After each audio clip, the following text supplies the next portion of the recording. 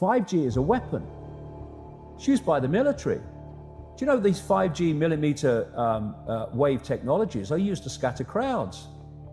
You know, they drive up in this technology when they want to scatter a cloud, and they put out these frequencies.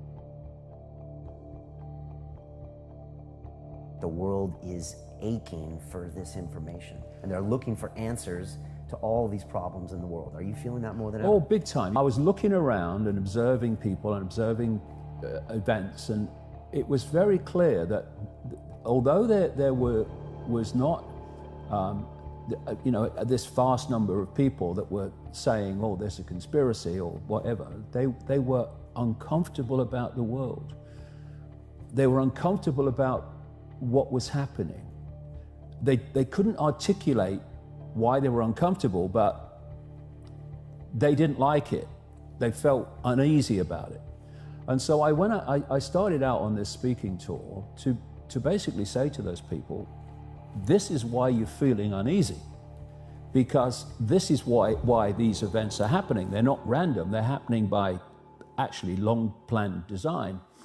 And when people hear another explanation of the world, which instead of presenting the world as a series of random dots, but actually connects them and says that's happening because of that, and that's happening because of that, and that's connected to that, and that's connected to that, and this is where they're all leading us, you know, it's extraordinary to see the lights go on, and people go, and actually this makes far more sense than what I've got from the mainstream media. So it is a time of great challenge, because this thing is moving, not least into the technological level of control.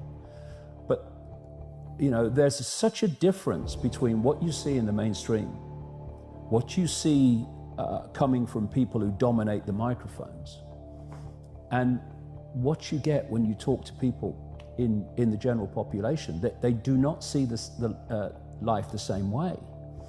Not least because the more they observe the real world that they're told to believe in, the less sense it makes, the more ridiculous it is. So there has to be other explanations, and people are more open to them.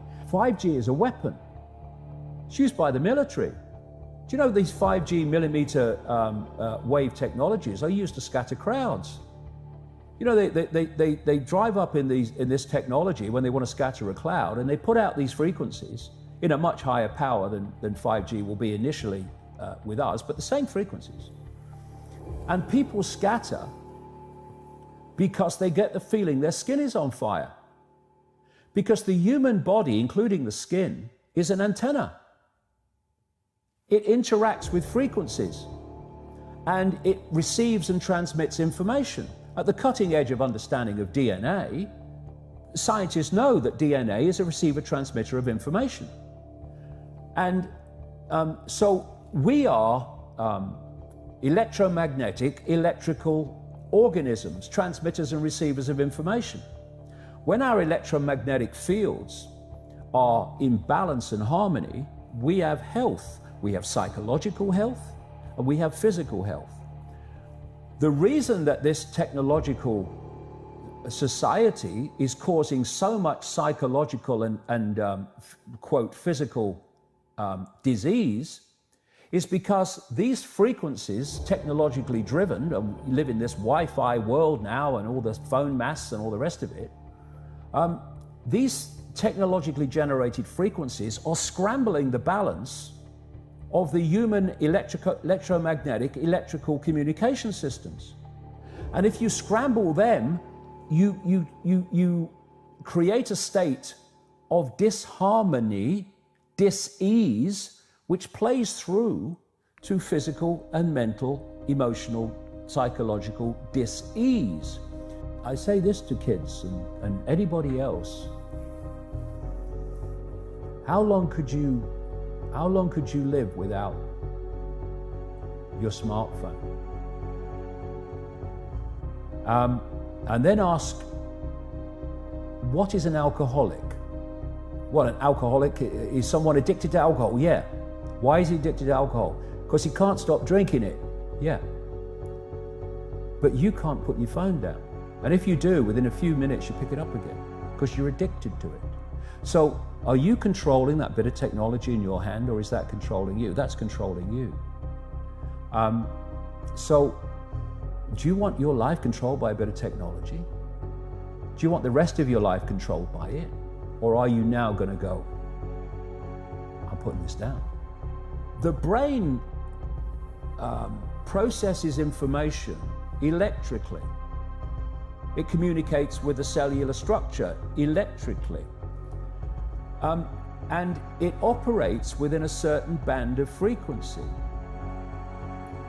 If you can broadcast frequencies carrying information, this technology's long been known, carrying information and perceptions within the frequency that the brain decodes information, the brain will decode those frequencies and will have those perceptions. You can externally, even without connection to AI, although that's the piece de resistance, if you like, that's the kind of holy grail. But even before that, you can influence people's perceptions externally by broadcasting these frequencies that we interact with, because we are antenna.